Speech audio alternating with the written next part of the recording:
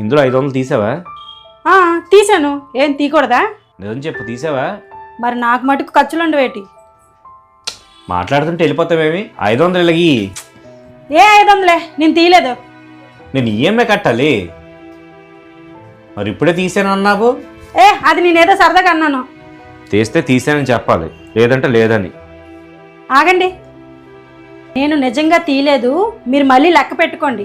అంతేగాని తీసానని దొంగ నిందలు మాత్రం నా మీద వేయకండి. మీకు నమస్కారం. మరి డబ్బులు ఎలా తక్కువ వస్తాయి? ఇప్పుడే నవ్వుకొని తీసాను అన్నావు, మళ్ళీ ఇప్పుడు తీయలేదు అంటున్నావు. ఇదిగో బాబు, 500 రూపాయలు అక్కడే ఉంది.